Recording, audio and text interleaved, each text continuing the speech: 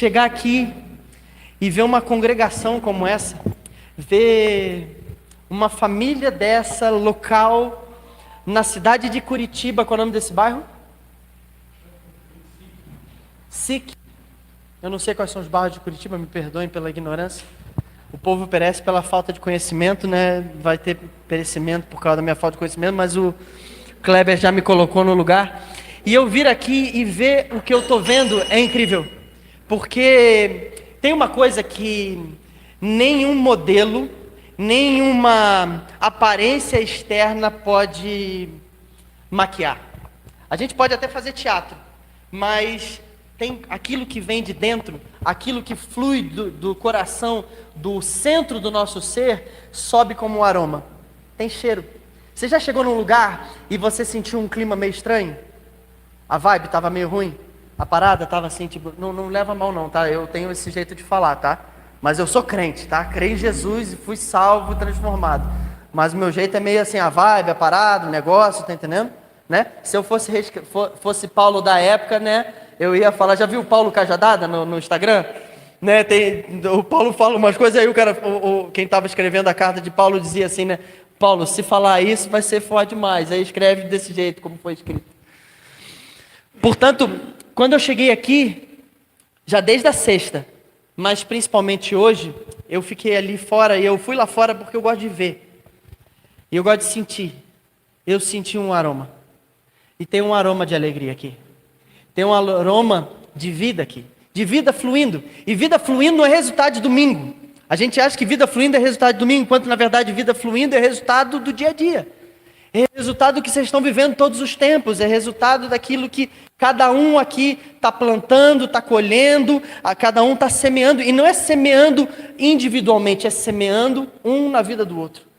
Portanto, quando eu cheguei aqui e eu olhei esse tempo nosso de adoração, esse tempo de festa, cara, eu fiquei muito impactado, eu fiquei muito animado. Eu falei, uou, é isso, Jesus.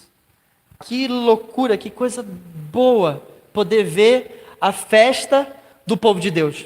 Porque tem uma festa que o povo de Deus faz, e a festa que o povo de Deus faz, até o mundo pode tentar maquiar, mas ele não sobe no mesmo aroma, porque não tem aquele cheiro.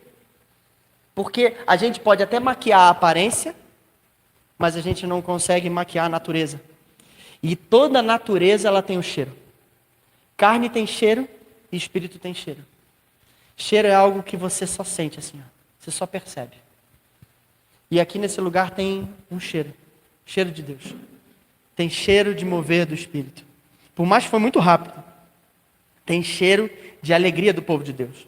E aí, enquanto eu orava sobre o que ministrar esses dias, na verdade, antes de você falar que eu iria ministrar aqui, né? Deus me colocou uma palavra para compartilhar para cá. Eu falei assim, Senhor, né? Vou compartilhar para o Cleberson, não tem problema nenhum. Eu compartilho para ele, o Cleberson compartilha para a comunidade. E para mim está tudo certo, eu não tenho menor necessidade de vir aqui para poder pregar. Eu creio, na verdade, que a mensagem ela precisa ser compartilhada e alcançar o objetivo pelo qual ela foi entregue. E Deus me colocou uma mensagem no coração, mas antes de compartilhar essa mensagem, que tem tudo a ver com aquilo que Deus estava ministrando a mim, enquanto eu entrei aqui e vi todos vocês adorando, a verdade é que eu vi aqui foi uma festa. Eu não sei se é todo domingo assim, cara? Ou era só hoje? Você deu um recado antes ali, né? Eu entendi que você deu uma maquiada na coisa toda. Né? Pô, eu já tirei isso aqui, o cara botou de novo ali. Cadê o... Ah, não posso passar. Pô, mas ele está querendo me restringir, gente. Eu não consigo. Eu sou muito estranho, gente, assim, ó, tá entendendo? Então eu vou lá atrás, aí ele vai sair para ser povo que vocês estão aí, cara, fica na paz. Se eu sumir, tá? Mesmo que vocês não estejam me vendo, eu continuo existindo. Mas não é? Deus muitas vezes você não vê, não é verdade? Não é verdade? Quem já viu Deus aqui? Quem já viu Deus? Você sabe como é que você vê Deus? Você quer ver o jeito mais incrível de ver Deus? Quer ver? Você quer ver? Olha dentro do olho da pessoa do teu lado. Olha, mas olha mesmo. Olha de verdade. Olha. Mas não é olha assim de hipocrisia não. Olha de verdade. Você sabe o que você está vendo? O próprio Senhor. Porque onde 2 ou 3 estão reunidos em nome dele, ele ali está. E isso não é retórica. A gente vive como as verdades espirituais que estão escritas na Bíblia como fossem filosofias. como fossem retóricas, enquanto na verdade elas são representações terrenas daquilo que é uma realidade espiritual que está acontecendo.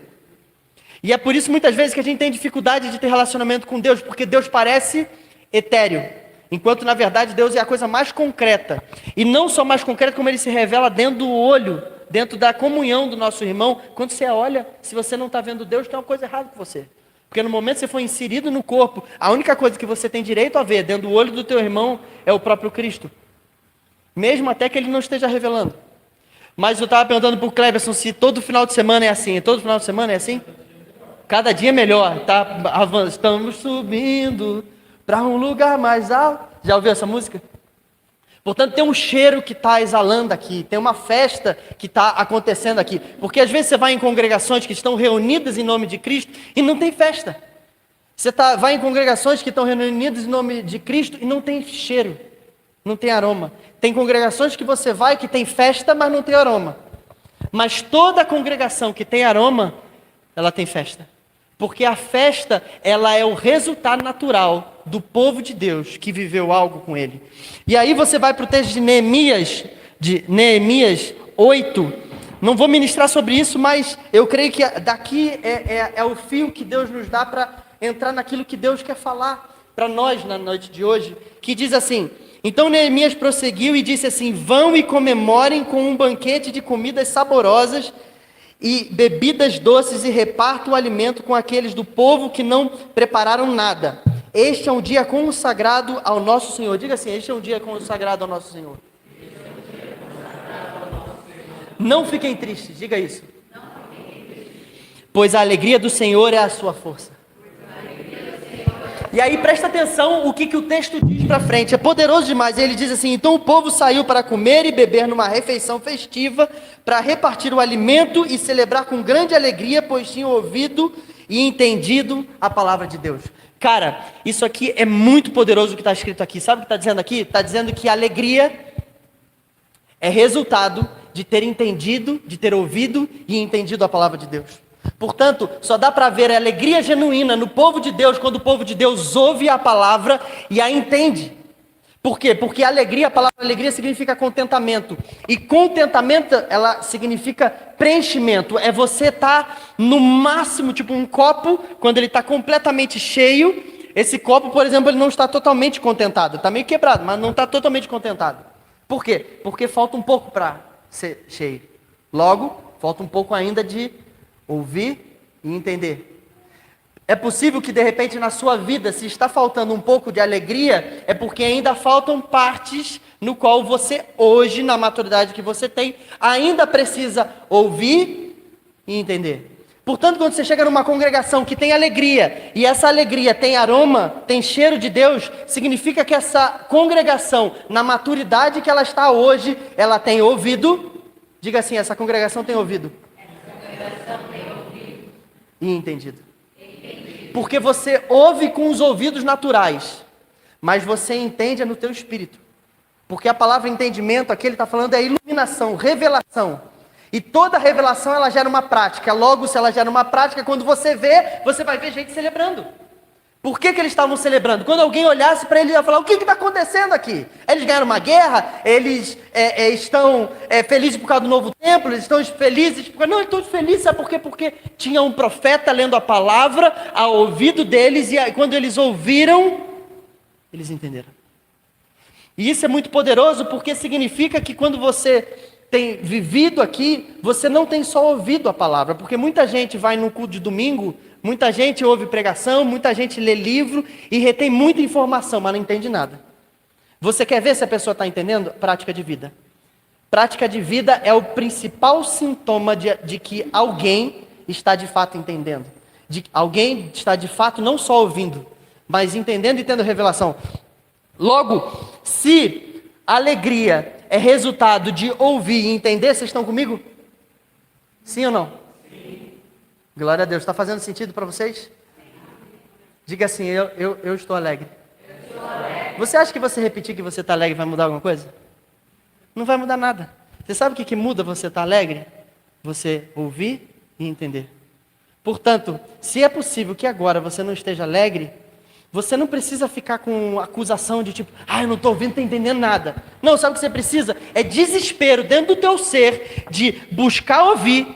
E ouvir não é só com o ouvido, não. Ouvir, na verdade, é colocar informação para dentro. E sujeitar o espírito às perguntas necessárias para que você entenda nessa noite. Para que você entenda não nessa noite, durante os seus dias. Toda vez que você está perdendo a alegria, significa que Deus está te levando para um nível novo de maturidade e você tem ou fechado os seus ouvidos para ouvir, ou você não tem dedicado tempo para entender. Logo, nesse lugar a gente cai aqui no que a gente está vivendo como igreja.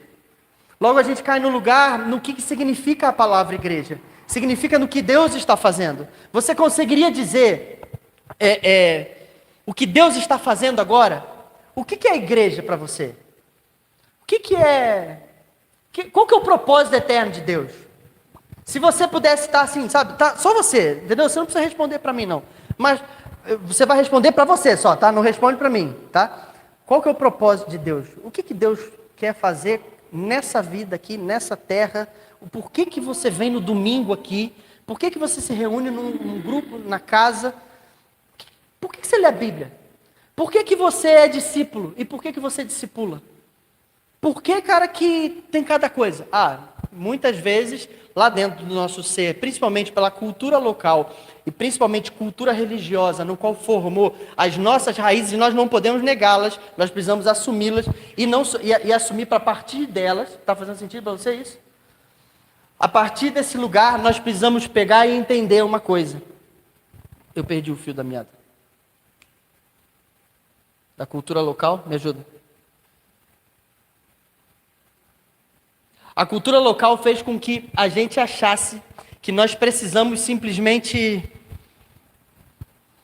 estar no culto, estar na igreja, para ser abençoado, para receber. Eu vou no culto, normalmente, cara, eu vou no culto porque está tudo escangalhado e, cara, eu estou precisando de uma bênção. Muitas vezes a gente está nessa. Muitas vezes a gente busca Deus para não se lascar, ou a gente busca Deus para não ir para o inferno. Mas eu quero dizer, medo do inferno nunca levou ninguém para o céu.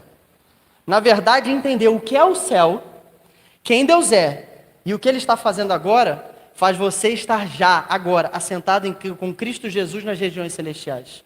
Na dimensão de Deus agora. Logo, muitas vezes a nossa cultura faz com que a gente viva uma prática que tem uma aparência, ou seja, um modelo, mas não tem natureza, não tem vida. Você percebe? Você entende o que eu estou falando? Tem prática, tem cara, tem cheiro, que tem aparência, mas não é. E a gente muitas vezes, nós muitas vezes não sabemos, a coisa não é, porque não ouvimos e não entendemos. E não tivemos essa alegria contínua, porque a alegria de Deus, ela é sempre contínua e progressiva. Porque a revelação de Deus, ela não para agora. Conforme você vai amadurecendo, e todo dia você precisa amadurecer um nível maior de intimidade, de relacionamento e de identidade. E ela aumenta conforme você ouve e entende. Conforme você ouve e entende, um pouco mais de glória. Ouve e entende um pouco mais de glória. Ouve e entende um pouco mais de glória. E aí eu caio para você. Tá, beleza. A gente vive igreja. Quem foi tocado já por Jesus que está aqui? Levanta a sua mão. Quem já foi? Levanta a mão de verdade. Você já foi tocado por Jesus? Tem metade aí que não levantou a mão. Metade não foi tocado ou foi tocado? Muitas vezes a gente é tocado por Jesus e se dá por satisfeito disso. Só que o toque de Jesus, ele é a porta para tudo que Jesus vai fazer conosco aqui na terra e depois daqui da terra. Logo, a pergunta é, qual que é o propósito de Deus para a vida? Você já parou para pensar nisso? Qual que é o verdadeiro sentido da igreja? Por que Jesus falou igreja?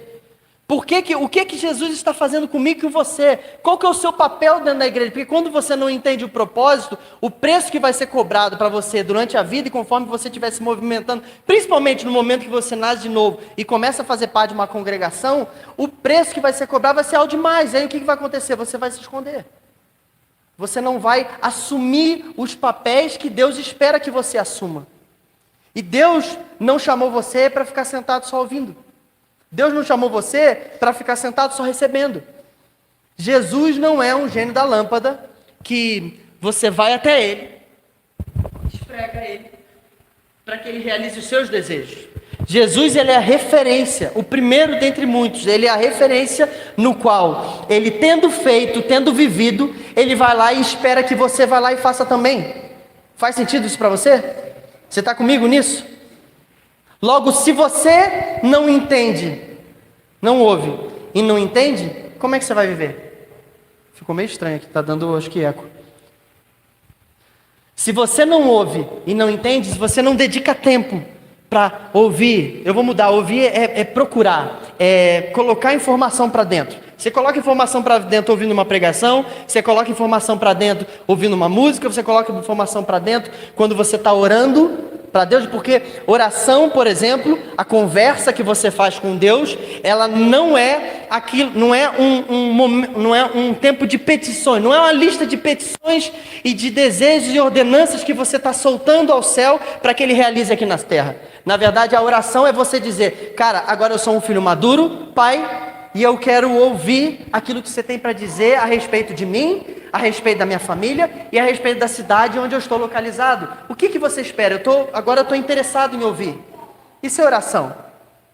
E aí, a forma com que você coloca para dentro para que você seja contente, para que você tenha revelação, é a partir da oração, a partir de ler a Bíblia, é a partir de ouvir palavras, é a partir de ouvir músicas, mas com intencionalidade.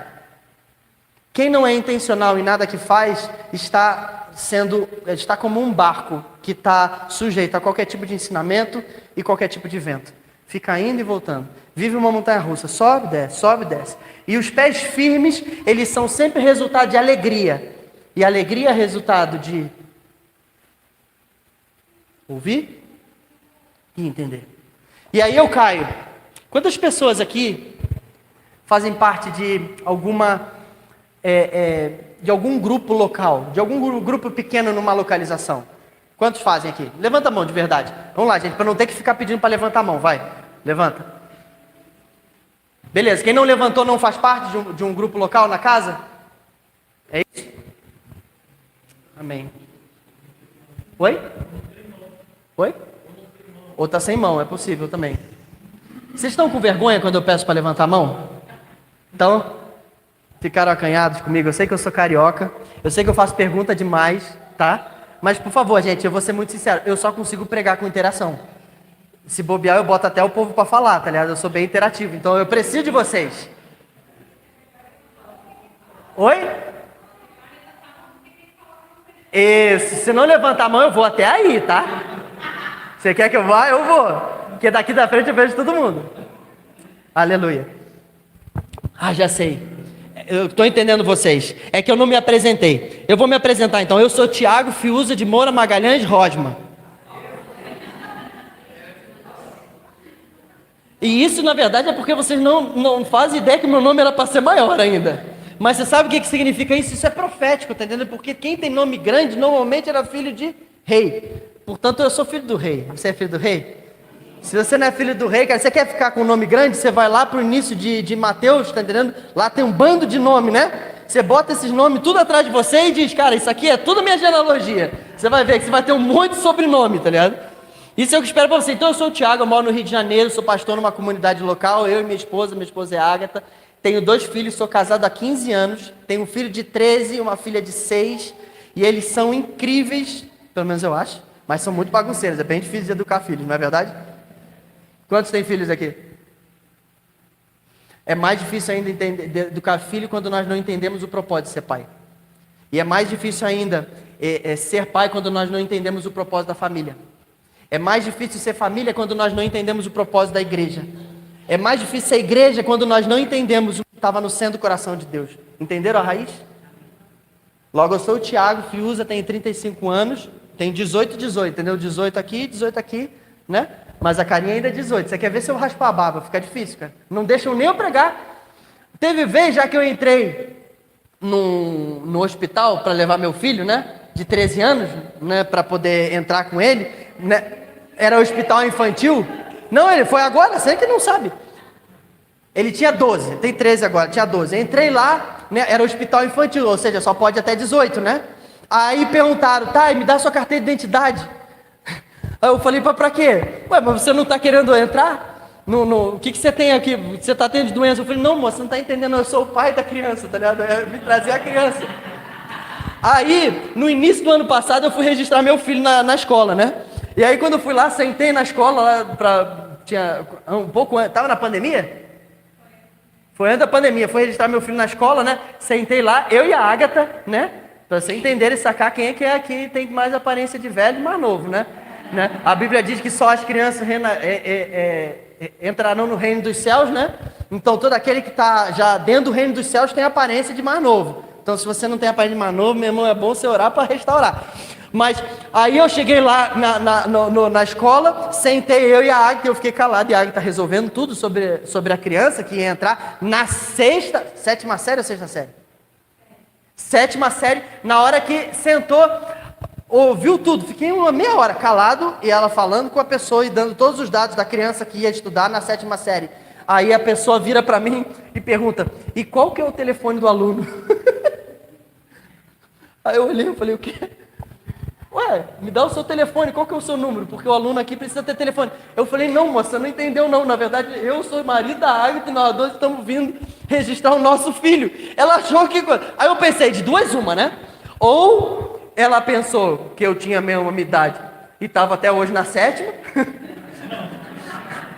Que tudo bem, não seria muito bom também, né? Mas seria melhor o outro, né? Ou ele estava achando que eu devia ter uns 13, 12 anos, né? Não achei essa, na verdade eu achei a segunda, tá entendendo? Mas lá no Rio de Janeiro nós fazemos parte de uma comunidade que nós temos pregado as mesmas coisas que o Kleberson tem pregado, porque nós cremos naquilo que é o evangelho simples e temos buscado vida de Deus. Nós temos falado numa igreja tão simples, tão simples, tão simples, que dá tempo até para você ser igreja. Porque muitas vezes a gente faz tantas coisas para Deus, em nome de Deus, mas a única coisa que a gente não está fazendo é cumprindo. Você pode perceber Jesus, porque Jesus, quando ele veio, boa parte das vezes que ele fazia alguma coisa e alguém questionava do que ele estava fazendo, ele dizia o quê? Eu estou fazendo isso para cumprir conforme estavam escritos nas Escrituras. E ele dizia assim, eu só faço aquilo que eu vejo meu Pai fazer. Portanto, ser simples está conectado a eu e você não sairmos fazendo coisas. A gente acha que o ativismo religioso vai fazer a gente alcançar um galardão maior no céu ou a gente ser transformado mais rapidamente aqui na terra. Mas, na verdade, estar atento a quem Deus é e o que Ele está fazendo faz com que a gente cumpra exatamente o que Deus espera para a gente aqui agora. Por quê? Porque o nosso papel não é fazer coisas para Deus, e nem em nome de Deus. O nosso papel é cumprir aquilo que Ele está fazendo agora. E para a gente entender o que Ele está fazendo agora, eu preciso saber o que Ele está fazendo desde o início. E para eu saber o que Ele está fazendo desde o início, eu preciso ter ouvido. E não só ouvido, ter entendido. Porque muitas vezes nós dedicamos tempo para ler a Bíblia, e a gente lê a Bíblia até de forma devocional, de um jeito com que arde o nosso coração, que alimente a gente. É bênção, tem que ser isso. Porém, muitas vezes a gente precisa ler a Bíblia também para entender o plano. A Bíblia não é um livro fragmentado, na verdade ele é um livro só. E ela fala sobre um plano só, fala sobre um propósito só. Você já ouviu os coaches dizendo nesse tempo, preciso descobrir o meu propósito? Já ouviu isso? Quantos já ouviram isso? Quase todo mundo, né? Está muito forte isso. Qual que é o meu propósito? Qual que é o meu chamado? Está tudo muito meu. Eu quero dizer para você, você não tem propósito nenhum fora do propósito de Deus. Porque o seu propósito é o propósito de Deus. O teu chamado está inserido dentro da missão de Deus. Logo, se você quer entender por que você está aqui, você precisa entender o que estava no coração de Deus quando Ele criou todas as coisas. Para você ser uma pessoa alegre, para você poder ter vida fluir dentro de você, para poder ter sentido no que você vai fazer aqui na igreja, na cidade de Curitiba, na família que você mora, você precisa ter ouvido e entendido. Porque sem alegria, sem contentamento, você não transborda. Sem transbordar, não tem vida de Deus. Sem vida de Deus, as pessoas não vão crer que foi Ele que te enviou. Sem eles crerem, parou. E muitas vezes nós estamos estagnados onde nós estamos. Logo a minha pergunta, qual que é o verdadeiro sentido da vida? Por que a gente está aqui? O que Deus queria quando Ele começou todas as coisas? O que Ele está fazendo? Por que é igreja? Quantos de vocês sabem o sentido da palavra igreja? Vou ter firmeza ali, aqui. Quantos de vocês já ouviram que igreja significa eclésia? Eclesia. Eclésia. Vou aumentar. A galera tá aumentando aqui, tá ficando forte aqui. A galera, ó, o ensino aqui tá bom aqui do Cleverson. Vocês estão acompanhando comigo? Eu dei uma volta gigante, mas eu estou no mesmo lugar, beleza? Né? Apresentei no meio ali, né? Quantos já ouviram que eclesia significa chamados para fora? A chamado para fora de onde? Para fora da igreja? Chamado para fora do quê? Quantos já ouviram como terminou o culto e diz: vocês são a eclésia? Se você falar isso, por favor, me perdoa, tá? Depois você me corrige. Vocês são a eclésia. Eclésia no grego significa chamados para fora. Logo, vocês estão terminando aqui, agora a sua missão é lá fora e vocês foram chamados lá para fora. Quantos já ouviram isso? Alguém já ouviu isso aqui? Eu já ouvi, mas isso não é o verdadeiro sentido da palavra eclesia. Quantos já ouviram que nós somos o corpo de Cristo? Muitos, né? Deixa eu fazer uma afirmação para você. A palavra eclesia, ela é uma alegoria, ela é uma representação, ela é uma... Oi? É um símbolo. Presta atenção. A palavra eclesia é um símbolo para o corpo de Cristo. E não o corpo de Cristo um símbolo, uma alegoria para a eclesia. E muitas vezes nós estamos tratando o corpo de Cristo como uma alegoria para a eclesia, ou seja, para a igreja, ao invés de tratarmos a igreja como uma alegoria para o corpo de Cristo. O que muda isso? Não muda nada, você está falando só um monte de coisa, muda tudo, sabe por quê? Porque a natureza, ela vai sempre, conforme amadurecer, gerar uma forma. Mas uma forma, você pode dar forma com o que você quiser, ela não tem poder de gerar uma natureza. E desde o início da criação, Deus está fazendo uma só coisa. O que Deus está fazendo desde o início da criação? Você faz ideia? Sabe o que Deus está fazendo desde o início da criação? Está escrito em Gênesis. Gênesis 1, 26 ou 27. E lá está escrito o propósito de Deus. O que estava no intento e no coração dele. Vocês estão comigo? Lá, se você tem sua Bíblia, eu queria que você abrisse em Gênesis 1, do 26 em diante. Vamos comigo. Fica aqui comigo. E se você tem sua Bíblia, abra aí, vocês vão ler junto comigo. Pega isso que eu falei. A eclesia. Quem já abriu, diga amém. Amém. Tem gente tímida falando amém. Amém. Amém. Repita isso comigo. A eclesia. A palavra igreja. O que significa igreja?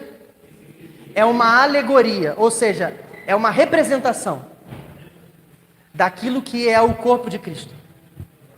O corpo de Cristo não é uma alegoria do que é a eclesia.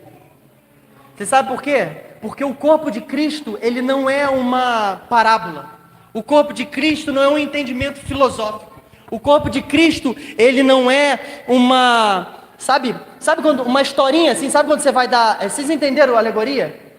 Alegoria é assim, ó, eu estou falando algo e aí eu não está conseguindo entender, eu preciso dar outros exemplos do cotidiano da pessoa, daí eu vou dar um exemplo para poder representar aquilo que já é. Fez sentido? Alegoria é isso.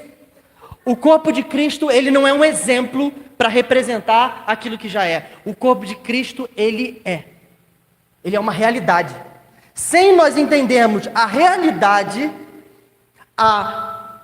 o quão concreto ele é, e qual é o papel dele dentro do plano eterno de Deus, a gente não vai conseguir viver. E aí, se não vai conseguir viver, no momento que a gente for fazer a vida daquilo que é a alegoria, que é a igreja, não vai ter prática. Aí, se não tem prática, o que você vai se recorrer? Num modelo.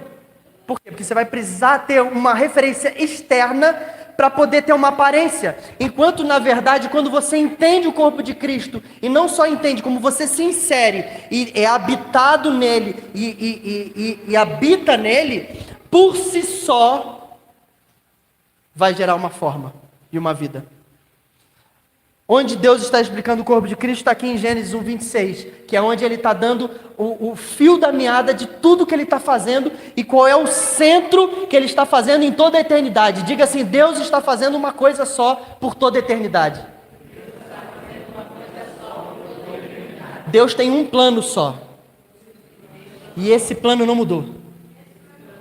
Presta atenção. Deus não está mudando de planos. E Deus também não está mudando de propósitos. Deus tem um propósito só. E Ele tem um plano só para cumprir esse propósito. E Ele não só vai cumprir, como Ele está cumprindo. E Deus não está atrasado e nem está adiantado. Deus está exatamente no timing. E muitas vezes quando você está correndo, principalmente dentro da casa de Deus, em nome de Deus, significa o quê? Que é possível que você tenha se desalinhado aquilo que é o propósito e que é o plano de Deus para esse tempo. Ou melhor, o plano de Deus neste tempo, qual é a etapa do plano de Deus neste tempo e qual que é o propósito eterno no que Ele está fazendo. Faz sentido isso para você, no que eu estou dizendo? Logo você vai lá para Gênesis 1, 26 em diante e lê comigo aí. Eu estou na NVT, gente, vocês estão... Eu vou ler na NVT, tá? E diz assim, então Deus disse, diga assim, então Deus disse. Eu vou ser bem didático, tá? Às vezes até chato. Quem disse? Uou, vocês são poderosos demais. Você sabe qual que é um dos porquês que nós temos muita dificuldade de ter entendimento, sabe por quê? Porque nós temos medo de fazer perguntas óbvias. Deixa eu te explicar um negócio. Quem não faz perguntas óbvias, não conquista os entendimentos profundos. Porque as portas do entendimento profundo, a chave para o entendimento profundo é ir a Deus com perguntas óbvias. É ir à palavra de Deus com perguntas óbvias. Às vezes a gente fala, mas isso aqui é muito óbvio. Ou, meu Deus, todo mundo está entendendo isso aqui, só eu não estou entendendo, então eu não vou perguntar nada. Mas quem não se sujeita às obviedades não está apto às coisas profundas. E muitas vezes a gente quer chegar nas coisas profundas já a partir do profundo, sem caminhar pelo raso. Se o próprio profeta ele veio trazendo uma alegoria, aí sim, é só um exemplo. Ele foi com as águas pelos pés, depois pelos joelhos, pelo meio, até nadar. Você está querendo, não estou te acusando, por favor. Muitas vezes nós estamos querendo já sair nadando. E aí quem sai nadando de cara, o que acontece? Se afoga. E se afoga por quê? Porque não tem entendimento. E não tem entendimento por quê? Porque não ouviu e não sujeitou perguntas óbvias.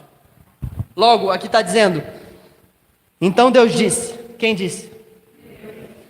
É Deus que está dizendo ali. Presta atenção no que está escrito aqui. Você possivelmente já deve ter esse entendimento do que eu estou pregando e eu vou falar uma coisa muito óbvia para você. Porém, eu creio que esse é o caminho do fio no qual nós precisamos viver como igreja. Ele diz assim, então façamos o ser humano a nossa imagem, ele será com a sua semelhança, ele terá a sua imagem conforme a nossa semelhança. Diga assim, então Deus disse, façamos o homem a nossa imagem conforme semelhança. Quem disse? Deus. Presta atenção. Você sabe quem é que está dizendo Deus? Você sabe qual é a primeira vez que Deus se refere a Ele mesmo na palavra? Sabe quando? É nesse momento. Não teve antes um momento que Deus se referiu a Ele mesmo na palavra antes disso. E na primeira vez que Deus se refere a Ele mesmo na palavra, você sabe o que Ele usa para se referir a Ele mesmo? Sabe que palavra Ele usa? Façamos. Gente, vamos lá, né? Qual é a primeira pessoa do singular? Oi? Eu. Eu façamos? Eu façamos está meio estranho, né? Não está estranho? Você sabe por quê? E quem disse? Deus. Deus são quantas pessoas? Oi? Deus são 3 pessoas? Deixa eu explicar uma coisa. Deus é uma pessoa só, sabia disso? E isso é forte demais de entender. Mas você sabe por quê? Porque o nosso paradigma pessoa sou eu. E você sabe qual que é o paradigma pessoa para Deus? Sabe qual? A primeira pessoa do plural. Qual é a primeira pessoa do plural? Nós. Por isso que Deus, Ele é nós. É errado o português mesmo. Mas Deus, quando Ele se refere a Ele mesmo como pessoa, no menor divisor comum, Deus é indivisível. Ok? Só Jesus é Deus? Só Jesus separado? Separou Jesus? Dá para separar Jesus do Pai? Dá para separar Jesus do Pai? Posso separar Jesus do Pai? Posso separar o Espírito de Jesus? Eles são inseparáveis. Indivisíveis. Logo, quem está dizendo? Deus. A pessoa de Deus está dizendo. A pessoa de Deus, quando ele se refere a ele mesmo, ele não refere. Então eu vou fazer o homem à imagem conforme a semelhança. Ele está dizendo, façamos o homem conforme a imagem e semelhança. Ele está dizendo o quê? Aqui tem um princípio incrível, que muitas vezes nós não conseguimos entender o resto dos outros princípios, porque nós não entendemos a obviedade desse primeiro princípio. Que Deus não é uma pessoa solitária. Diga assim, Deus não é uma pessoa solitária. Se Deus é indivisível, ou seja, o menor divisor da existência, que é Deus, não é uma pessoa sozinha. Logo, Deus é a nossa referência principal de vida, não é verdade? Deus é referência para tudo, não é verdade? Portanto, se Deus é referência de tudo, e Ele é uma pessoa, Deus como referência de pessoa, o que é uma pessoa para Deus? Deus, na sua essência e natureza indivisível, quando refere-se a Ele mesmo, Ele está dando um princípio para que eu e você entendêssemos que Ele como pessoa não é uma pessoa solitária, mas é uma pessoa plural. Diga assim, Deus é uma pessoa plural. Por que é importante entender que Deus é uma pessoa plural? Você está confundindo a cabeça de todo mundo, está mais fácil entender Jesus, o Espírito Santo e o Pai. Quer ver? A gente normalmente ora em nome de Jesus só, não é? Mas poucas vezes a gente fala com o Espírito. Ou muitos falam com o Espírito e não falam com Jesus. Ou muitos falam com Jesus e não falam com o Pai. Por quê? Porque muitas vezes nós temos dificuldade de entender a pluralidade da pessoa de Deus. E pluralidade não é um conjunto de eus. Porque essa é a nossa dificuldade de entender o que está afirmado. Quando 2 ou 3 estão reunidos em nome dele, ele ali está. Porque o que a gente pensa? A gente pensa que é um conjunto de 3 eus. 1 eu, 2 eu, 3 eu. 3 eu referencia a Deus. E nem todo conjunto de 3 eu faz com que Jesus esteja ali. Agora, um nós revela Jesus ali. Logo, quando a gente entende então que Deus é uma pessoa plural, Deus, que é uma pessoa plural, estabelece para si uma missão. Qual é a missão que ele estabelece? Façamos. Ele declara para ele mesmo que ele, ou melhor, eles, ou ele, que é um nós, está estabelecendo para ele. A palavra façamos é um processo de fabricação. Um processo de feitoria progressiva. Estabelece para si uma missão de fazer quem? Quem? O homem. Só que é aí que está a chave essencial da igreja e da existência e do propósito de quem nós somos. Sabe por quê? Porque Deus, uma pessoa plural, está formando uma outra pessoa, não é verdade? Ele estabelece para si uma missão. A missão é de quem? De quem que é a missão? Oi? De Deus. Se Deus está estabelecendo uma missão, por que muitas vezes nós ficamos enlouquecidos, como se a missão fosse dar errado? Por que a gente se move tantas vezes com ansiedade quando vai pregar o Evangelho, como se não pudesse cumprir e atingir aquela missão? Porque presta atenção, a missão não é sua, não. O chamado principal, o propósito no final não é teu, não. O propósito é de Deus. E a missão é de Deus. Deus é falível? Deus é falível?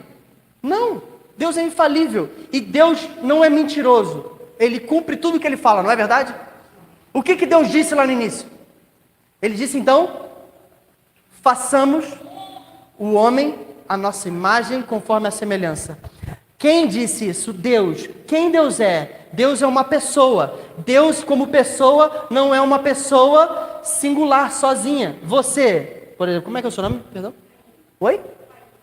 Faime, por exemplo, se você for para sua casa, tirando toda a coisa espiritual e tal, né? Vamos na obviedade da coisa. For para sua casa e você fica lá, você está sozinha, não é verdade? Tem mais alguém com você lá? Não, beleza. Mas se você entra no seu quarto, não tem ninguém lá no teu quarto, tá só você. Você está sozinha, não é verdade? Você é uma pessoa, não é verdade? Você entende? O paradigma pessoa, qual que é a nossa dificuldade de entender a pluralidade da pessoa de Deus? Sabe por quê? Porque para nós uma pessoa é quem? Quem? Eu. E no vocabulário de Deus, até a queda não existia a palavra eu. E aí Deus, quando cria Adão, eu tenho dificuldade com essa palavra Adão. Adão é uma palavra que é traduzida para o português. Mas a palavra Adão, ali, ela significa outra coisa daquilo que nós ensinamos e aprendemos. Porque a gente transformou Adão em quem? Quem que é Adão? Adão é um Oi? Um homem, não é? Ele era um homenzinho lá com o tampa, depois do pecado, com o tampa nudez aqui da frente, tampa nudez atrás, não é verdade? Um homem o quê? Sozinho. Só que isso não é o que a palavra Adão está querendo dizer ali. Portanto, a chave disso para a gente entender a igreja e o que Deus está fazendo é entender quem é a pessoa de Deus e entender quem é a pessoa que Deus está formando a sua imagem conforme a sua semelhança. Porque Deus, uma pessoa plural, que não é uma pessoa solitária, na sua natureza não tem como haver solidão dentro de Deus. Toda vez que nós estamos com solidão, não solitude, nós estamos ausentes, há alguma coisa em nós que está ausente de Deus. Não existe solidão dentro de Deus. Existe solitude. Só que a solitude não quer dizer solidão. Solitude quer dizer quando está você e Deus. Você e a existência. Só isso. Agora, a palavra é parecida, mas solidão significa solitário. Sozinho no universo. Só você com o seu umbigo. Portanto, quando Deus diz, façamos o homem a nossa imagem conforme a semelhança, e ele diz, a palavra homem ali está dizendo Adão. Repita comigo, Adão. Vocês estão comigo ou estou viajando? Está fazendo sentido para vocês? Eu repito algumas vezes para poder cravar o princípio. A palavra Adão, sabe o que ela significa? Sabe o que? No hebraico? Ela não significa homem. Na verdade, tem nada a ver com homem. A palavra Adão significa barro, vermelho, barro vermelho. Você sabe quando a palavra, no grego, no hebraico, a palavra barro vermelho, deixa eu fazer uma pergunta, se eu falar para você, vai lá no mercado e compra arroz para mim, o que você vai trazer para mim? Arroz, mas pensa você chegando com arroz para mim, o que você vai trazer? Eu falo, cara, compra arroz lá para mim, para o almoço, aí, como é que é o seu nome? Douglas, imagina você chegando aqui, eu falei, ô Douglas, compra arroz para mim. Aí o Douglas vai perguntar, vai chegar aqui com o quê? Com um grão de arroz? Vai chegar com um grão de arroz? Ele vai chegar com o quê? Com um pacote de arroz. E aquilo ali a gente vai chamar que é arroz, que ele comprou arroz para a gente. Portanto, o nosso paradigma arroz não é um grão de arroz, mas é o conjunto de grãos que estão naquele pacote, que é o arroz que a gente está dizendo. Quando a Bíblia está dizendo aqui a palavra Adão, ele não está dizendo, não é a palavra homem, e quando ele está falando a palavra barro, ele não está dizendo, imagina, Deus formou o barro, pegou imagina, tenta imaginar a cena, aí ele vai lá e pega um grãozinho de barro, e aí molda esse grãozinho de barro e faz o homem. Não. Quando eu falo, cara, comprei barro, o que está comprando? É um grão de barro? É o quê? Imagina, você pediu barro para sua obra, aí chega o caminhão lá, na verdade não chega não, vem um motoboy com a mochila, e aí ele traz aquilo com um grãozinho. Você consegue imaginar? Chegando isso? Vai parecer uma loucura, não é verdade? Por quê? Porque barro é o quê? Quando você pede um barro, é no mínimo um conjunto de barro. Aquela massa que é formada por vários grãos. Mas a unidade dele é uma massa. Logo, quando ele está dizendo ali Adão, a palavra Adão não é uma palavra no singular, é uma palavra no plural. E essa palavra no plural é a pessoa que Deus está formando a sua imagem semelhante. Você já ouviu assim, ó, eu sou a igreja, já ouviu isso? Isso é uma afirmação que não é verdadeira, sabe por quê? Porque não dá para ser igreja sozinho. Por quê? Porque a igreja é o corpo de Cristo. Igreja é onde 2 ou 3 estão. Eu sou a imagem semelhante de Deus. Já ouviu essa frase também? Deixa eu te falar uma coisa, não sei se eu estou falando o contrário, mas você não é a imagem semelhante de Deus. Você é uma parte da imagem semelhante de Deus. Agora, no nós há a imagem semelhante de Deus. Por quê? Porque Deus não é revelado na pessoa, Deus é revelado na comunhão. É por isso que a Bíblia diz que o amor que vocês têm uns pelos outros faz com que os outros saibam que vocês vieram de mim. Faz que os outros saibam que você pertence a mim. Dá para você não tem como manifestar o amor dele sozinho. Por quê? Porque revela ele a partir da comunhão, da união completa de no mínimo 2 ou 3 pessoas. E essa comunhão não é a união de 3 eus, na verdade é quando 3 eus morrem e são inseridos num único nós. Logo, quando a gente cai para cá, Deus uma pessoa plural, quem disse? Deus.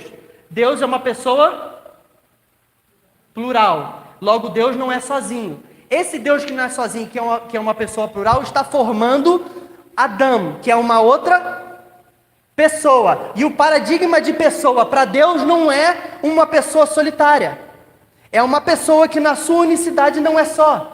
Logo, a pessoa de Adão, que Deus está formando no início da criação, que ele estabelece para si, não é uma pessoa sozinha. Na verdade, é uma pessoa plural. Portanto, Deus, desde o início da criação, ele está fazendo uma só coisa.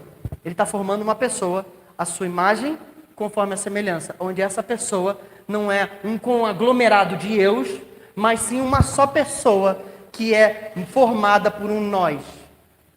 Vários grãozinhos de um barro que formam uma só pessoa. Diga assim: Deus está formando uma só pessoa desde o início da criação. Você já ouviu a afirmação que nós somos o corpo de Cristo? Sem dúvida, né? O corpo de Cristo, quem é o cabeça? Quem? Jesus. Logo, você sabe quem que é o Cristo? O Cristo é Jesus e nós como o seu corpo. Não é separado, Jesus está lá e nós o corpo aqui separados. Imaginou um corpo sem cabeça? Parece até um negócio de filme meio bizarro, tá ligado? Mas é assim muitas vezes com que a gente funciona. Ou você já imaginou se a tua mão saísse andando sozinho, o seu braço saísse andando sozinho, cada um faz o que quer? Imagina a loucura. Você consegue imaginar? É uma loucura. E é assim muitas vezes que a gente vive igreja. E a gente não consegue viver a igreja muitas vezes porque a gente não entende a natureza da igreja. E a gente não consegue entender a natureza da igreja porque a gente não está entendendo o que Deus está fazendo desde o início da criação. Deus não mudou de plano, não mudou de propósito, Ele tem um plano e um propósito só. E o propósito dele desde o início da criação é formar uma pessoa à sua imagem e semelhança. Essa pessoa não é um conjunto de eus, essa pessoa é um nós. Onde esse nós caiu, e aí tem o primeiro Adão que caiu. Quem caiu? A humanidade toda. Tanto faz se é o Adão e a Eva lá, assim, coisa. Dá para entender o conceito ali, mas eu não vou entrar nesse ponto sobre a pluralidade da pessoa de Adão, que se você seguir um pouco o texto ali, você vai entender ela. Mas o ponto, na verdade, é que Adão é uma pessoa plural numa pessoa só. A mulher foi criada no primeiro ou no segundo dia? Quando? Não, a mulher foi revelada no segundo. Mas ela foi criada no primeiro. A mulher, quando Deus fez dormir Adão, ele tirou a mulher de onde? De onde? Da costela. Logo, ele tirou de dentro, não foi? Onde estava a mulher antes? Onde? Dentro de Adão. A mulher não foi criada depois. A mulher foi criada no início. Ela só foi retirada de dentro depois. A igreja, que é a esposa de Cristo, foi criada quando? Ela já estava criada dentro de Cristo. Só que ela foi retirada naquela cruz, de dentro de Jesus. Quando Jesus dormiu, foi tirada a igreja de dentro dele. Mas ela já estava lá dentro. A igreja e Jesus são uma pessoa só. Dá para dividir o corpo da cabeça? Não tem como. Jesus, então, o Adão, quem é o segundo Adão? Quem é o segundo Adão? Quem é? Fala comigo. Pô, tu tá aí só no coisa, né? Mas quem que é o segundo Adão? Tem o primeiro Adão, não tem? Quem que é o segundo Adão? Quem que é o segundo Adão? É o Cristo. Se Adão é uma pessoa plural, Jesus é o cabeça, e nós somos o seu corpo, Deus está formando desde o início da criação quem? Adão. Adão é uma pessoa plural, que é formado por Jesus, cabeça, e nós somos o corpo. Deus, desde o início da criação, não mudou o seu propósito, não mudou o seu plano, e Ele está formando uma só pessoa, onde essa pessoa é Jesus como cabeça, eu, você, todos nós como corpo. Quando nós não entendemos o propósito que Deus está fazendo, nós não conseguimos cumprir o objetivo do que precisa viver agora. Sem entender a pessoa que Deus está formando, eu não consigo olhar para a pessoa do meu lado e amá-la de verdade. Sabe por quê? Porque é eu e ela, e não um nós. E Deus, desde o início da criação, não mudou de plano, e Ele está fazendo um plano só, formando um nós. Onde esse nós é Jesus como cabeça, e nós como seu corpo. Logo, a igreja que Jesus diz, quando que Jesus fala de igreja? Foi desde o início? Não. Jesus está falando, Deus está falando da pessoa do Adão desde Gênesis 1. Aí vai para frente, chega lá no Novo Testamento, Jesus está lá vivo, morre. Nesse tempo, ele diz: vocês são a minha eclésia, minha igreja. Nessa igreja que ele está dizendo, ele está querendo fazer o quê? Jesus disse várias parábolas e deu vários exemplos. Portanto, não é sobre fazer uma igreja, porque a palavra igreja não era sobre religião, você sabia disso? Sabia que no tempo dos fariseus, no tempo do templo, a palavra igreja não era uma religião? Você sabia disso? Que não tinha nenhum contexto religioso. O contexto da palavra igreja era um contexto social.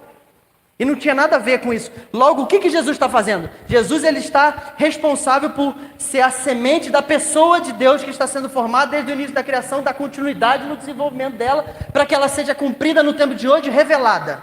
Ok?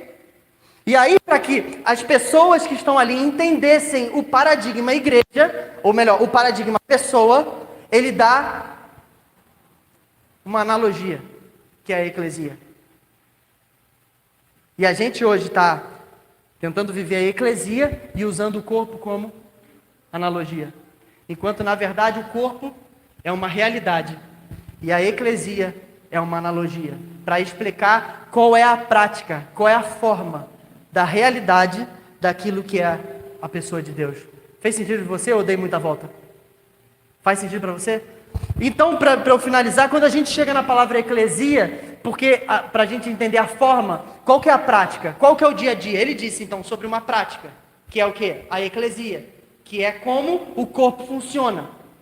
A pessoa de Deus que ele está formando e amadurecendo, e essa pessoa revela quem Deus é. Aí ele vai lá e diz a palavra eclesia. Eclesia significa chamados para fora. E chamados para fora não é chamados para fora da igreja, não era uma palavra sobre evangelismo de final de semana ou de semana. Na verdade, ela tinha uma representação, primeiro, um pouco filosófica, ou melhor, uma representação profética e uma representação completamente prática. Sempre que você quer entender aquilo que Jesus está querendo dizer, você estuda a obviedade do que ele está falando. Portanto, se eu quero entender a palavra que ele está dizendo, que é igreja, iglesia, eclésia, do grego, eu preciso estudar o quê? Qual que é a coisa óbvia? O que era o dia a dia? Porque Jesus ele veio o quê? Ele era Deus, ele sendo Deus, esvaziou de toda a sua glória e se fez carne e habitou no nosso meio. Para quê? Para falar a nossa linguagem. Para falar do jeito que eu e você entendêssemos. Portanto, ele não esperou que o pessoal daquela época entendesse a pessoa de Deus. Aí ele falou, cara, já que é possível que de repente isso só com o desdobrar vai ter revelação de fato a partir da habitação do Espírito, quem é a pessoa de Deus, eu vou explicar para eles como é que é a forma. Como é que no final das contas vai se desdobrar na vida isso tudo aqui? Aí ele vai lá e dá o exemplo. Vocês são meus discípulos e vocês são a minha eclésia. A palavra eclésia na época, possivelmente vocês já devem ter ouvido isso. Tá muito doido para você ou tá seguindo uma linha? Mesmo? Tá, estão compreendendo? Tá comigo? Total? A palavra eclésia na época, tá muito ensino chato? Mais ou menos só. Tá bom? Quer que eu pare por aqui? Tá bom já? A palavra eclésia na época de Jesus e alguns anos antes, a palavra eclésia não sempre existiu. A palavra pessoa sempre. A palavra eclésia, ela surgiu por causa de uma cultura grega, por causa da cultura grega. Uma prática que os gregos viviam a partir de um estilo de colonização. A palavra eclésia, ela significa mais ou menos assim, para você entender. Pensa uma região geográfica. Tenta imaginar assim, ó, sabe? Você vai lá para um lugar de montanha, sabe, que tem um campo bem bonito. Imagina isso, um campo bem bonito. Sem ninguém. Tem ninguém nesse campo. E aí lá nesse campo, você é casado? Aí você casou com a sua esposa. Qual é o nome da sua esposa? Então você é casado mesmo, né? Tem filho já? Não, ele é casado lá e vai lá para um campo e não tem ninguém. Foi lá, casou, e aí por causa da relação de amor que ele teve com a esposa dele, gerada através do casamento, gera uma vida. Porque toda relação de amor vai gerar vida. E aí por causa dessa relação gera uma vida pequena. Essa vida que está ali cresce e se desenvolve. Aí está passando mais outros 2 casais ali pela região, viu, tem uma casinha ali com fumacinha.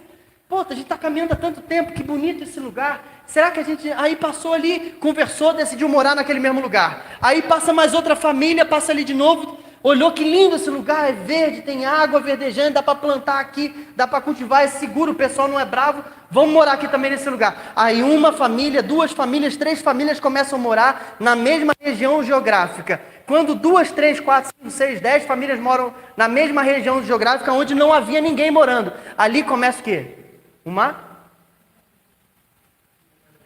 Oi?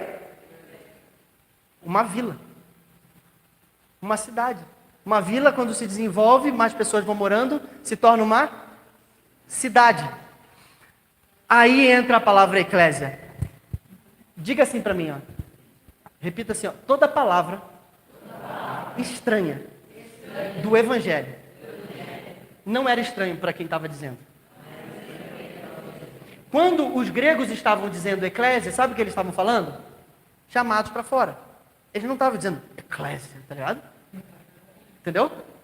Para nós que é estranho. Por quê? Porque a gente usa a mesma palavra. Mas se hoje a gente quisesse dar o nome real disso aqui, a gente devia colocar no português, sabe esse negócio que está assim de botar tudo em inglês, church, tal, sabe? Né? É mais ou menos como a palavra igreja. A palavra igreja não é uma palavra de origem portuguesa. Se a gente quer usar a palavra de origem portuguesa, a gente deveria colocar chamados para fora, o corpo de Cristo. Saca? Porque é isso. Então, quando os gregos lá na época viviam essa cidade geográfica de famílias morando ali, e eles iam para esse lugar, eles não estavam falando uma palavra estranha, eles estavam falando uma palavra que significava o que ela era. Ou seja, chamados para fora. Portanto, toda cidade que tinha 2, 3, 4, 5 famílias, elas tinham os seus pais, o pai de uma família, ou seja, cada família tem um pai, principalmente no contexto cultural da época, a mulher não tinha voz nenhuma, então só o homem é o que respondia. Esse homem maduro, ele era eclesia da sua casa. O que ele era? Ele era chamado para fora da sua casa. Cada homem que atingia a maturidade dentro da cidade, ele era eclesia de sua casa. O que é isso? Ele era chamado para fora de onde? Da sua casa. E aí eles eram chamados para fora de sua casa para se reunir num lugar. E esse lugar normalmente era também fora da cidade. Mas era um lugar comum, onde todos os patriarcas de uma cidade se reuniam com um propósito só. Sabe qual era o propósito? Deliberar em prol do bem comum da cidade. Muito simples. Era uma reunião semanal, sei lá qual era a periodicidade, dos patriarcas que moravam numa região geográfica, que eles se reuniam, eram chamados para fora das suas casas, ou seja, para não se ocupar mais só com aquilo que é o seu, mas se ocupar com aquilo que faz parte da cidade onde eles estão estabelecidos, com o fim de serem responsáveis pela cidade onde eles estão estabelecidos. O nome que eles davam para essa reunião era o quê? Eclésia. O que acontecia nessa reunião? Eles tratavam coisas mais simples e cotidianas do dia a dia das pessoas. Sabe o quê? Cara, tá faltando comida na tua casa? Vamos pensar como resolver. Ah, o teu filho está crescendo e não faz nada. Vamos pensar como resolver. Ah, tá faltando proteção, vamos construir um muro. Vamos pensar como resolver. Por quê? Porque na eclesia era reunião que era deliberada, ou seja, era decidido, era conversado sobre todas as coisas em prol do bem comum da cidade, em prol daquelas famílias que formavam uma cidade. E aí vem Jesus e diz: você está vendo tudo isso que vocês já sabem? Está vendo tudo isso que para vocês, judeus, que tem também cultura grega aqui envolvida, você está vendo essa palavra aqui, eclesia? Agora vocês, meus discípulos, vocês são a minha eclesia. Sabe o que Jesus estava dizendo? Está vendo aquilo que eles viviam? É mais ou menos aquilo ali. Só que agora eu sou o cabeça. Eu sou o centro. Você sabe o que é o corpo de Cristo? Como é que se revela o corpo de Cristo na prática? O corpo de Cristo se revela na prática assim, ó. É isso aqui, ó. Tá vendo aquilo lá? Aquilo lá é mais ou menos a parada. Só que só tem uma coisa. São os próprios, a própria humanidade como centro. Mas não é mais ou menos aquilo ali, mas não é bem aquilo ali. É isso aqui, ó. Em vez de Jesus inventar um novo conceito, ele pega um conceito que já existia no meio das pessoas, porque dentro delas já tinha um desejo de viver algo que o próprio Deus havia colocado nelas, e de desenvolvimento de cidades, famílias e pessoas. E aí ele fala: vocês são a minha eclésia. Portanto, o que é uma eclésia? É uma assembleia de homens, quando eu digo Adãs, Adão não é homem masculino, porque homem masculino é Ish, e mulher no feminino é Ishá. Adão é a pessoa plural de Deus. Ok? Uma assembleia de filhos maduros que agora são responsáveis não só por si mesmo, mas pelas famílias da cidade onde eles estão estabelecidos. É isso, eclésia. Onde essa eclésia, conforme era antes, era uma união de vários eus, que todo mundo ficava tentando puxar para o seu. Jesus fala assim, beleza, só a natureza não está certa. Aqui, na verdade, é só um corpo, uma pessoa. Percebe isso? Só que no ponto filosófico, no ponto mais profético, a palavra eclésia, ela serve também para entender o que Jesus faz com a gente quando a gente nasce de novo. Por isso que o verdadeiro evangelismo é você trazer a pessoa para a eclésia. Ou melhor, você fazer eclésia com a pessoa. Por isso que Jesus disse, eu vou fazer vocês pescadores de gente. Sabe o que Jesus estava dizendo? Ele estava dizendo assim, ó, Pedro, você sabe muito bem como ir nos lugares mais profundos do oceano e tirar os peixes lá de dentro e trazer para a superfície. Não é? Agora eu vou ensinar você a fazer isso com gente. Sabe o que ele está dizendo? A palavra eclésia está dizendo que quando ele vem, olha para você, ele não olha para você naquilo que você está revelando. Você se convertir será bom? Tinha uma coisa de bom em você? De repente poderia até ter, a gente até acha, né, que tem umas coisas de bom, né? Mas só tem coisa boa que está lá dentro, que está no profundo, que é o que Deus plantou. Que é quando o Espírito habita e traz para fora. Portanto, o verdadeiro evangelismo não é ficar trazendo a pessoa para a igreja. Na verdade, é jogar o anzol lá no fundo de quem ela é e trazer para fora quem de fato ela é. Portanto, é o que? Você fazer eclésia com ela, ou seja, chamar ela para fora. Porque está lá dentro. E você precisa enviar o seu anzol lá dentro e ver o que Deus vê sobre essa pessoa e tratar ela conforme Deus está vendo. Quando você está fazendo isso, o que você está fazendo? Onde 2 ou 3 estão, Ele está reunido no nosso nome. Sabe por quê? Porque você está vendo a pessoa de Deus lá dentro dele. Lá e vem para fora. Isso queima o coração da pessoa, conecta ela de volta ao próprio Deus. Ela morre e ela é inserida na pessoa de Deus. Logo, quando a gente entende a pessoa de Deus e o propósito eterno, o plano com que Deus está fazendo, e a gente entende a alegoria que Ele colocou que nós vivêssemos, começa a ter sentido o que é que a gente está fazendo aqui e por que a gente se reúne. Portanto, isso aqui não é uma reunião para todo mundo levantar a mão. Na verdade, se levantar a mão não está fazendo você cumprir o sentido do que é o propósito da palavra, não muda nada. Não transforma ninguém. Deixa eu fazer uma pergunta. Curitiba é uma cidade perigosa? Mais ou menos. Tem drogadição? Tem bandido aqui? Você conhece alguém que já sofreu um assalto? Você conhece alguém que já sofreu alguma coisa de maldade na cidade? Vocês poderiam dizer que vocês estão sofrendo uma cidade que é mais ou menos perigosa? Pois isso não é verdade, sabia? Sabe por quê? Porque, na verdade, não é a cidade que... Não são vocês, não é a igreja, não é as famílias que estão sofrendo uma cidade perigosa. Na verdade, é a cidade perigosa que está sofrendo famílias imaturas. Uma igreja imatura que não assumiu a sua responsabilidade pela cidade, pela família e pela pessoa. Tem uma coisa que é chave para entender. Você sabe qual que é o nome que era dado na época de Jesus e antes de Jesus para as pessoas que faziam parte da eclésia? Sabe qual que é o nome? Parece até piada, mas a gente é ensinado culturalmente, isso é a ação do diabo. O diabo, ele quer desvirtuar todas as notas verdadeiras. E a gente, trouxa, entrega para ele. Quantos aqui gostam de político? Quantos aqui entendem de política? Política. Entende assim, ó. E gosta de fazer parte da política. Acha legal. Quase todo mundo foi ensinado a achar que política é corrupto, não é? Você sabe qual era o nome das pessoas que frequentavam a eclesia? Sabe qual era o nome das pessoas que faziam parte da reunião na cidade que se chamava eclesia? Sabe qual é o nome? Políticos. Você sabe o que significa políticos?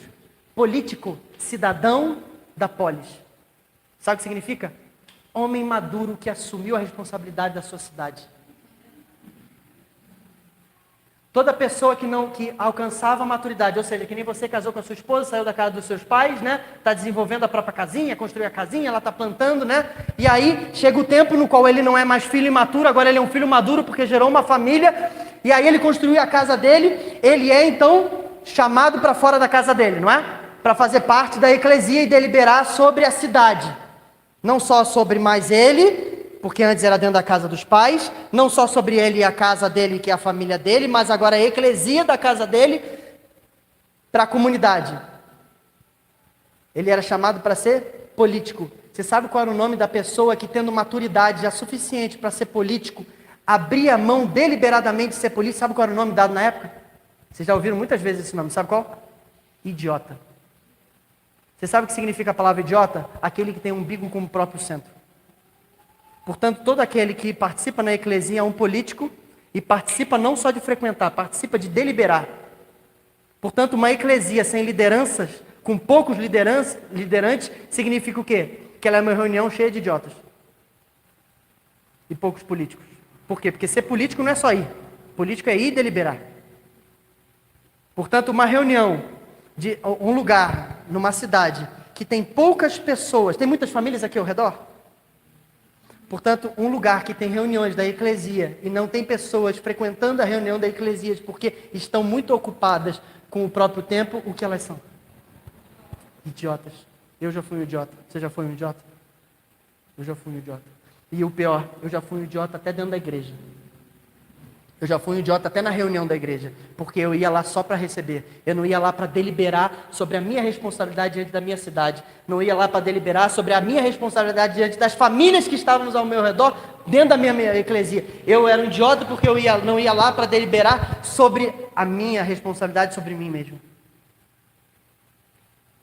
Quer saber qual que é a chave para você ter desejo de fazer isso? De verdade? A pessoa de Deus. A pessoa que Deus está formando. Quando você morre, você é inserido em Cristo Jesus. E esse em Cristo Jesus não é uma alegoria, é uma realidade real. O problema é que a gente trata a cadeira como concreto e trata Deus como abstrato. O que é concreto? O Espírito é concreto ou abstrato? Fala para mim. Abstrato. É o que a gente pensa normalmente, não é verdade? E a gente fala, essa cadeira é concreto ou abstrato? Toca nela. Quanto tempo vai durar essa cadeira? Quanto tempo eu tenho aqui já? Estou há quanto tempo? Estou mais de uma hora já? Estou acabando. Estou há quanto tempo? Fala aí. Oi? Até meia-noite vai? Sim que eu gosto, meu Deus do céu, aleluia. Já estourou já? Eu estou acabando. A cadeira é concreta ou abstrata? Concreta, porque a gente toca, vê e sente, não é verdade? Você está sentada nela. Quantos anos vai durar essa cadeira? Quantos anos? 100 anos? 500 anos? Pode ser. 1000 anos? 10.000 anos? 10.000 anos é para sempre? É para sempre 10.000 anos? 10.000 anos não é para sempre. O Espírito vai durar quanto tempo? Para sempre. Presta atenção, a gente trata a cadeira como concreto, que não vai durar para sempre, e trata o Espírito como abstrato, que vai durar para sempre. Os nossos princípios estão invertidos, inclusive os nossos princípios de pessoas. Quer ver como é que você consegue olhar para as pessoas ao teu redor e dar valor para elas? Quando você começa a tratar aquilo que é abstrato como concreto e o que é concreto como abstrato. E aí tem mais valor para você as coisas espirituais do que as coisas que são terrenas. E aí você começa a entender a pessoa de Deus. E entendendo a pessoa de Deus, você olha para o seu irmão e você valoriza ele. Por quê? Porque ele não é um outro eu, ele é você. E não é você porque, tipo, você... Como é que é o seu nome? Não é você, Josiane. É vocês, o Cristo. Deus, desde o início da criação, está formando uma pessoa. E essa pessoa está sendo amadurecida. E essa pessoa não será, ela já é. Diga assim, a pessoa de Cristo já é. Agora. Está fazendo sentido para vocês toda a construção? Eu quero dizer para vocês, vocês foram chamados para serem a eclésia de Curitiba. E se Curitiba, se essa rua, se as famílias dessa cidade, elas estão corruptas, tem uma responsabilidade, a eclesia. Vocês são responsáveis por isso. Vocês são responsáveis pela restauração da cidade. Vocês são responsáveis pela restauração das famílias. Vocês são responsáveis pela restauração de cada indivíduo dentro de uma casa. Toda vez que você vê um idiota, você não trata ele como idiota. Sabe como é que você faz? Você trata exatamente como Deus tratou.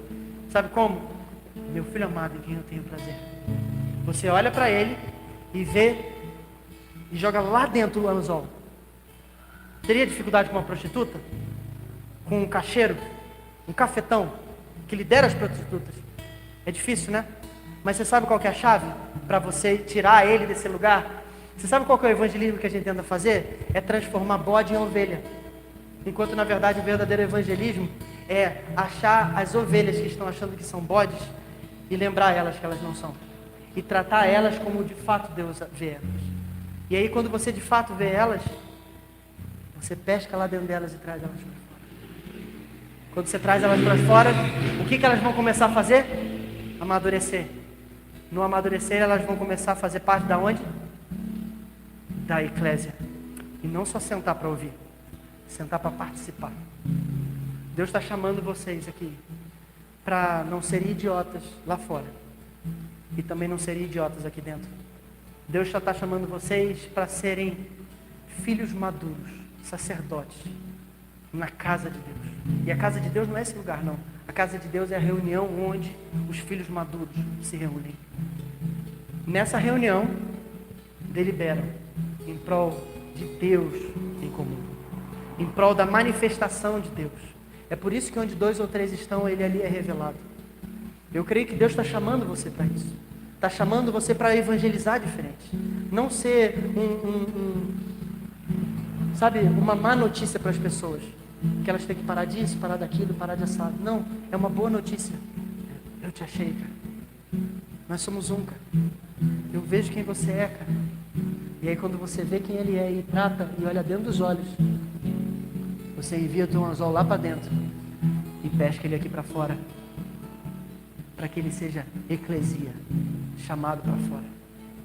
O meu papel e o seu papel é chamar para fora aqueles que estão guardados lá dentro. É possível que aqui nessa noite tenham pessoas que estão guardadas lá dentro e façam parte inclusive da reunião da eclesia, mas porque não entenderam, porque